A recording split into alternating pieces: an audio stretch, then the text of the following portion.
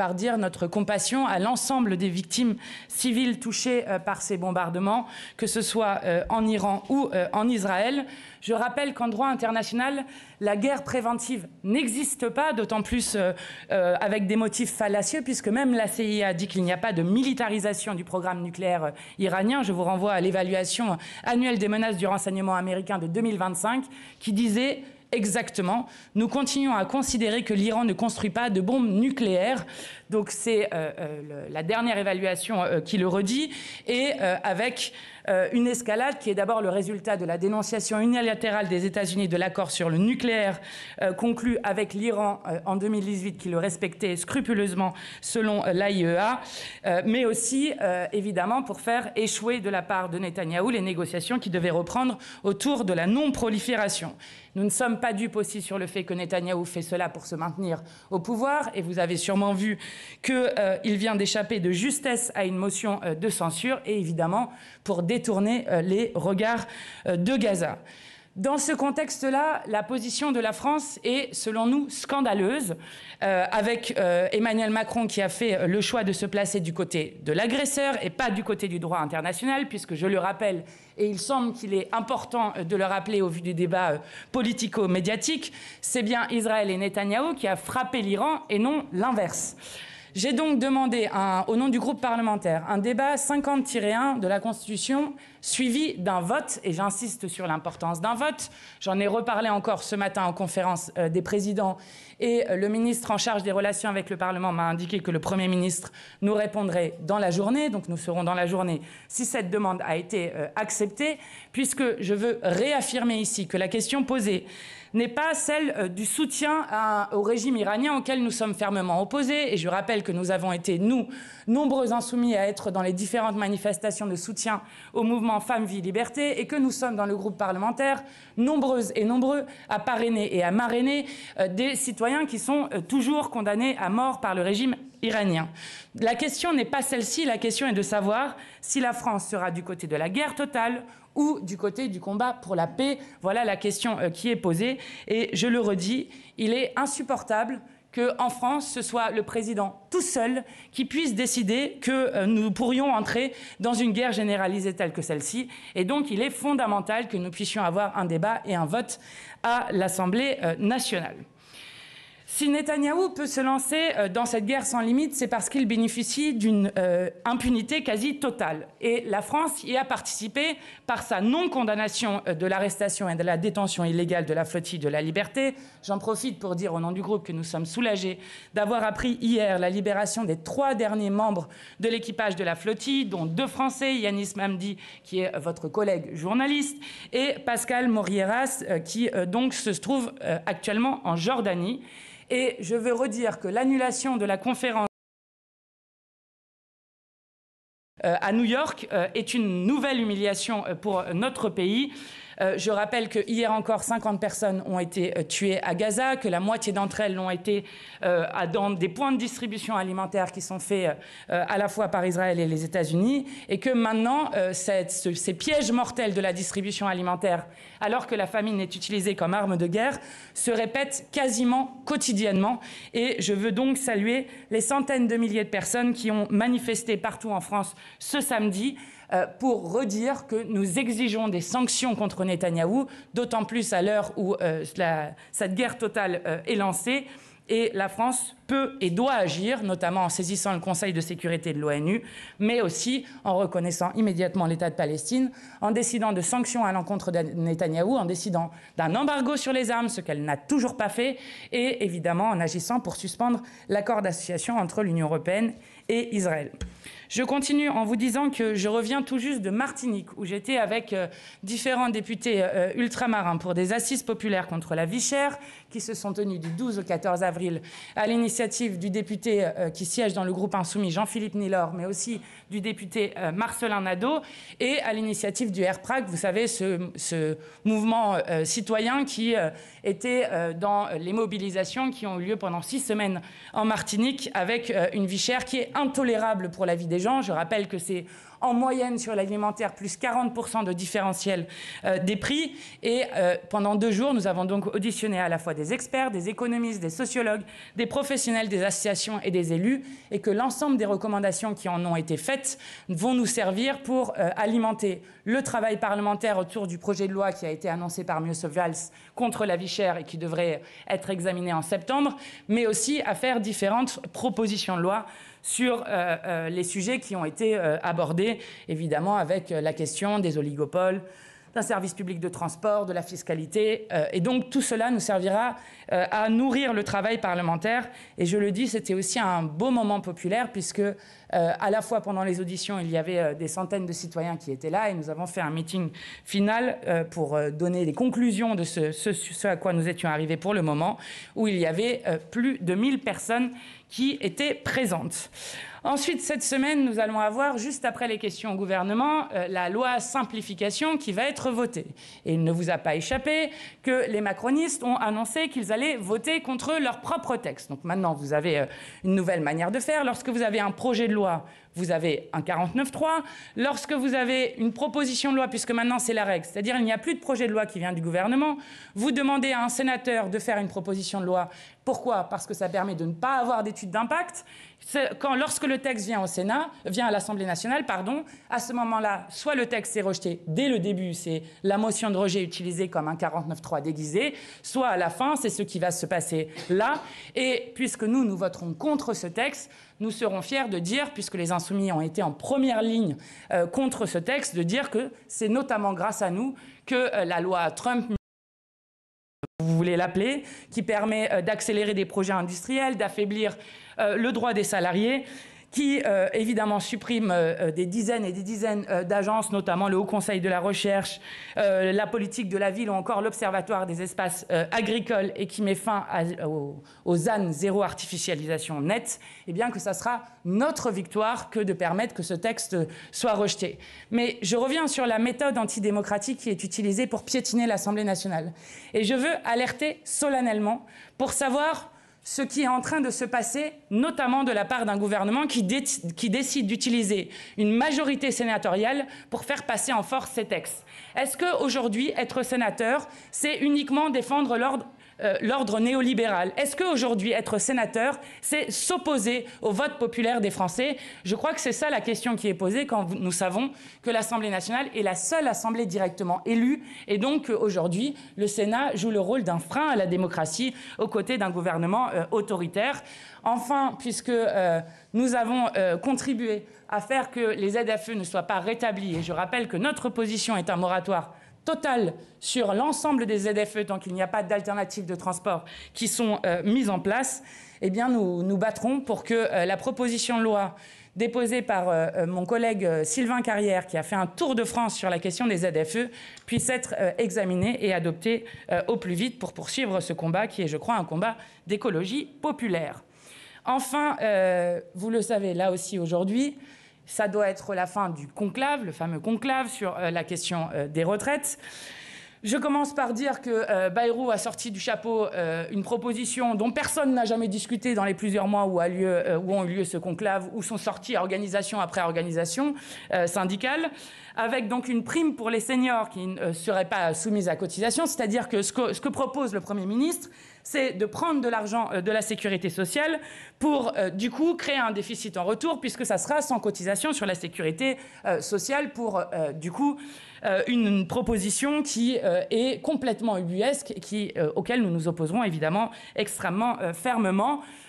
Évidemment, nous n'avons aucun doute, et nous n'avons jamais eu aucun doute que ce conclave n'aboutirait pas à l'abrogation de la retraite à 64 ans. Et je rappelle qu'une réforme rejetée par l'ensemble du peuple français, rejetée par l'Assemblée nationale, puisqu'elle a été passée en force par 49.3 et jamais votée, et nous avons prouvé encore il y a quelques jours qu'il y avait une majorité large à l'Assemblée pour abroger cette réforme de la retraite à 64 ans et rejetée par l'ensemble des syndicats, eh bien qu'une telle réforme ne s'amende pas, elle s'abroge. Et donc, si il n'y a pas d'abrogation de la retraite à 64 ans, nous proposons à l'ensemble des groupes de gauche de déposer une motion de censure du gouvernement, puisque vous avez là très clairement le vol de l'élection démocratique qui a été fait, du résultat de l'élection qui a été fait en juin et en juillet dernier, puisque les Français et les Françaises ont massivement voté contre la politique de malheur d'Emmanuel Macron, mais surtout contre la retraite à 64 ans.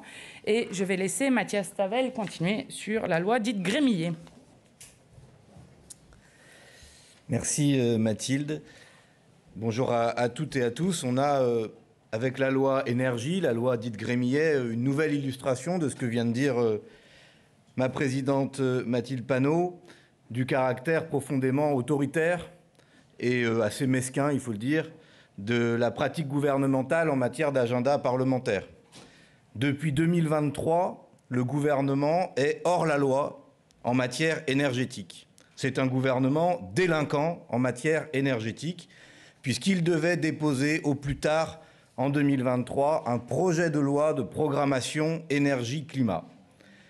Il ne l'a pas fait, ni celui-ci, ni celui d'avant, ni encore celui d'avant. Et hier, nous avons eu le ridicule de voir un ancien ministre, devenu rapporteur du texte, M. Armand, reprocher à l'actuel ministre, M. Ferracci, de ne pas avoir déposé ce texte sous la présidence de séance de l'ancien ministre de l'Énergie, M. Lescure. 3 ministres et anciens ministres et aucun projet de loi. C'est donc une faillite totale. Et à la place, on nous présente une proposition de loi sénatoriale comme base de discussion, ce qui n'est pas acceptable, parce qu'il n'y a pas d'étude d'impact, parce qu'il n'y a pas d'étude du Conseil d'État, d'avis du Conseil d'État, et parce que le contenu de la proposition est en gros tout pour le nucléaire, rien pour les renouvelables, et tout par le marché, rien pour le service public. C'est donc inacceptable sur la méthode comme sur le fond. Et la semaine que nous sommes en train de vivre marque une nouvelle étape de trumpisation de la Macronie. Et nous allons voir si, au bout de la semaine, nous avons, comme politique énergétique, une forme de trumpisme énergétique où, pour faire adopter un texte, le gouvernement est obligé de s'aligner sur le Rassemblement national qui considère que les objectifs de changement climatique sont une opinion comme les autres et non pas un fait scientifique, qui considère qu'on pourrait faire 40 réacteurs nucléaires alors qu'on n'est même pas sûr qu'EDF arrive à en faire 6 d'ici 2050, qui propose d'extraire les gaz de schiste et les puits de pétrole nouveaux en France, comme ça a été dit encore hier soir, et qui a même proposé en commission d'inonder des vallées entières pour construire de nouveaux barrages à hauteur de 42 gigawatts, c'est-à-dire presque la puissance, les 2/3 de la puissance nucléaire installée aujourd'hui. Vous voyez bien le délire dans lequel le Rassemblement national aborde ces questions. Alors, nous avons pour notre part décidé d'essayer d'ouvrir un chemin pour une politique énergétique et climatique qui soit à la hauteur des enjeux. Nous sommes en quelque sorte les seuls responsables au milieu de ce débat entre RN et Macronie, qui est bien souvent plutôt un dialogue. Pour cela, nous avançons avec des idées claires. La première, c'est qu'on ne fait pas de planification énergétique sans respecter l'accord de Paris, les objectifs de changement climatique que nous devons à tout prix essayer de limiter et d'atténuer. La deuxième, c'est qu'on ne fait pas de la planification énergétique avec des outils de marché, et c'est tout le débat qu'on a eu hier où nous avons conservé les victoires acquises en commission sur le rétablissement des tarifs réglementés de vente de l'électricité et du gaz, sur le statut d'établissement public pour EDF. Ce sont des marqueurs absolument fondamentaux si on veut avoir demain une puissance publique et non pas une impuissance publique. Troisièmement, nous voulons de la sobriété, et la suspension de MaPrimeRénov' est de ce point de vue-là absolument scandaleuse. Si le gouvernement ne sait pas où trouver de l'argent pour financer MaPrimeRénov', qu'il regarde dans ses déclarations de patrimoine. Il y verra plusieurs millions d'euros qui ne demandent qu'à être taxés pour être mis au service de la bifurcation écologique. Et quatrièmement, c'est évidemment la défense des énergies renouvelables qui sont les moins chères, les plus rapides à déployer, les seuls qui peuvent nous permettre de remplacer rapidement le pétrole, le gaz, le charbon.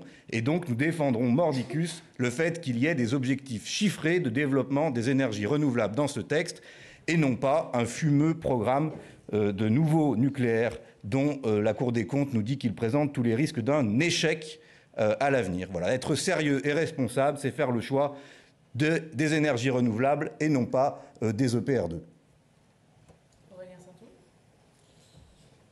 Bonjour à toutes et tous. Je viens simplement vous annoncer ce que vous savez déjà, à savoir que la Commission des affaires culturelles et de l'éducation va reprendre l'examen du texte sur la fusion de l'audiovisuel public, donc de Radio France et de France Télévisions notamment. Que, évidemment, vous savez que cet examen avait été suspendu du fait du comportement en particulier de la ministre. Voilà, donc pour ce qui est du fond, vous le connaissez, il s'agit d'affaiblir le service public de l'audiovisuel, de réduire les coûts, de le mettre aussi dans une situation de dépendance renforcée à l'égard de l'exécutif et du pouvoir politique, toute chose que nous ne pouvons pas accepter. Donc cette semaine aura lieu l'examen en commission et à partir du 30 juin et au 1er juillet également, pour le premier jour de la session extraordinaire, probablement l'examen du texte en séance.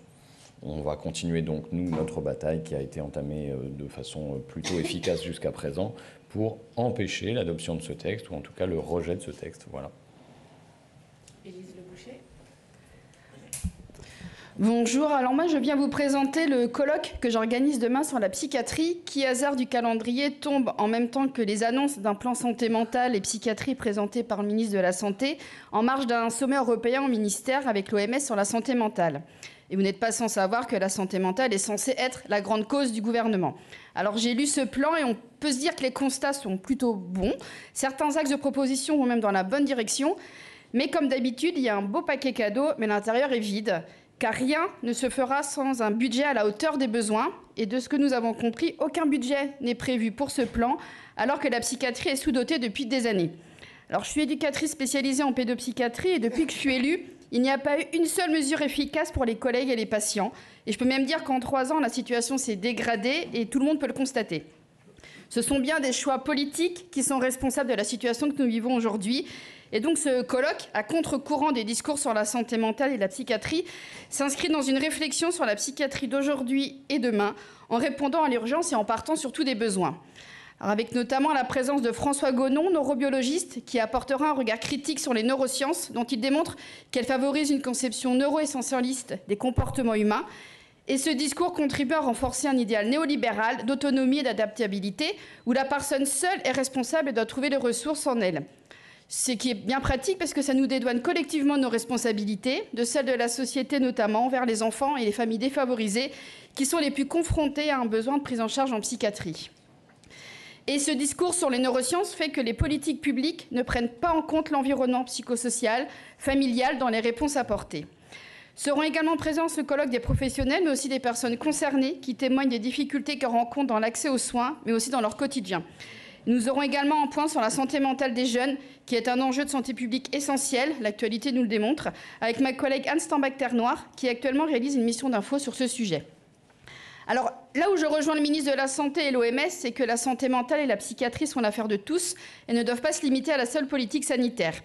Revenons donc sur les choix politiques de ces dernières années qui ont détruit la médecine scolaire, la médecine du travail, les CHSCT, l'inspection du travail, la prévention, les choix politiques qui favorisent la précarité, qui éloignent les personnes des soins, les choix politiques qui ont provoqué les fermetures de lits, qui ont dégradé les conditions de travail et donc en effet miroir dégradé les prises en charge.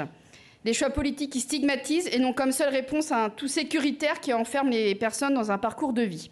J'en profite pour évoquer un rapport que je vais présenter le 10 juillet au comité d'évaluation et de contrôle des politiques publiques sur la prise en charge des troubles psy chez les personnes placées sous main de justice. Et la situation est dramatique. Nous ne sommes clairement pas à la hauteur de l'humanisme qui nous porte. Alors pour remettre cet humanisme au cœur de nos réflexions, de nos politiques publiques, rendez-vous demain après-midi dans un premier temps, puis évidemment rendez-vous au PLFSS pour enfin sortir la psychiatrie de son sous-financement chronique. Merci à vous. Merci, et j'en profite juste pour annoncer que mercredi, il y a un autre colloque qui est organisé par le député insoumis Aurélien Taché qui s'intitule « Francophonie, langue commune au service des causes communes ». Il y a des questions ? Il est là. Bonjour. Sur le texte de simplification, vous avez voté... Pardon, Thierry Curté, France 2. Sur le texte simplification, vous avez voté pour la suppression des ZFE et pourtant vous voterez contre le texte. Vous pouvez nous expliquer ? Ok, on en prend plusieurs.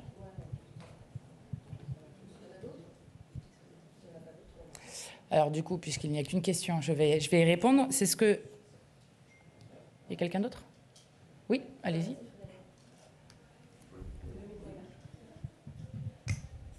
Oui, bonjour, Frédéric Delpech pour TF1 LCI. Vous parliez de la position de la France sur le conflit en Iran. On a vu Emmanuel Macron évoquer un cessez-le-feu qui serait proposé par Donald Trump et se faire recadrer ensuite par le président américain en disant qu'il n'avait jamais été question de cela. Comment vous appréciez ce qui s'est passé, cette petite altercation entre Emmanuel Macron et Donald Trump ? Ok.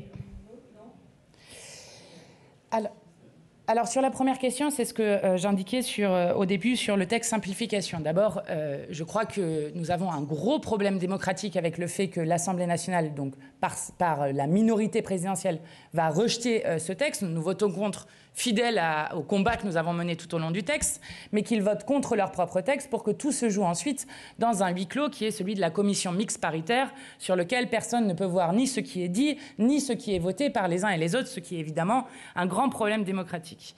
Il y a des choses qui sont inacceptables dans ce texte. L'attaque qui est faite contre le zéro artificialisation nette, alors que nous savons que c'est un des grands enjeux écologiques de notre période, donc le détricotage de l'ensemble des droits environnementaux. Je parlais des projets industriels qui sont accélérés, des agences qui sont supprimées, dont le Haut Conseil pour la recherche, dont l'Observatoire des espaces agricoles, etc., la politique de la ville, donc des choses qui sont inacceptables et qui sont là aussi une loi Trump ou une loi Milei avec une tronçonneuse. Et donc nous ne pouvons pas accepter de voter sur un texte sur lequel, par exemple, il y a des attaques sur les droits des salariés qui sont faits. Donc nous, évidemment, nous voterons contre ce texte. Ensuite, vous avez raison de dire que ce texte présentait la suppression des ZFE et nous avons voté pour ne pas rétablir les ZFE, ce qui est logique à ce que nous avons dit depuis le début, puisque nous avions voté contre les zones à faible émission. D'abord parce que nous considérons que c'est contraire à ce que nous portons, c'est-à-dire l'écologie populaire, et qu'aujourd'hui, elle crée des zones d'exclusion notamment de toute une catégorie de nos concitoyens, notamment les plus populaires, et que c'est inacceptable quand vous voyez que par ailleurs les transports ne sont ni gratuits, ni publics, ni en assez grande quantité à aussi haute fréquence. Et donc nous avons déposé une proposition de loi, c'est celle de Sylvain Carrière, qui a fait un tour de France des ZFE, donc avec plusieurs réunions publiques qui ont eu lieu depuis maintenant plusieurs semaines. Et nous battrons autour de cette proposition de loi pour qu'elle soit adoptée et qu'on arrive à quelque chose. Je le dis d'autant plus que, puisqu'il y a une commission mixte paritaire qui va se faire à huis clos, de toute façon, cette suppression des ZFE aurait été levée à un moment, puisque vous avez sûrement remarqué que nous avons quelque chose de nouveau dans cet hémicycle. Les macronistes ne viennent même plus. Et donc, nous nous battons pour pouvoir gagner des choses. Nous en avons gagné beaucoup hier soir dans la loi dite Grémy et la loi énergie. Mais ensuite, derrière, dans une CMP, ils annulent tout avec le rapport de force qu'ils ont dans la commission mixte paritaire. Ça aussi, c'est un problème démocratique qui est majeur, encore une fois, avec le Sénat qui est utilisé comme un frein pour la démocratie. Ensuite, la deuxième question qui était posée était sur les propos de M. Trump, qui a dit du président de la République que de toute façon, il ne comprenait jamais rien. Je reprends les termes qu'a utilisés Trump, qui sont ces termes exacts. Je crois que tout ça contribue à une nouvelle humiliation de notre pays et que plutôt que de dire des choses, le président de la République ferait mieux de prendre des initiatives qui sont à la hauteur de notre histoire. Et notamment de demander une réunion d'urgence du Conseil de sécurité de l'ONU, de prendre enfin des sanctions contre Netanyahou et son gouvernement, bref, de mettre fin à l'impunité de Netanyahou. Et je crois que la seule limite qui est mise à Netanyahou, c'est celle que les différents États lui mettront, et donc le rappel du droit international qui doit constamment être fait. Et je crois que les mots qui sont prononcés par Emmanuel Macron régulièrement, avec des tergiversations, comme on l'a vu sur la reconnaissance de l'État de Palestine, contribuent à ce que Emmanuel Macron nous fasse honte à l'international, même si je n'approuve absolument pas le fait que nous ayons un président des États-Unis dont la brutalité est le mode de fonctionnement et qui déstabilise le monde. Et donc il est d'autant plus important que la France se situe du côté du droit international et du côté de la paix. Je vous remercie.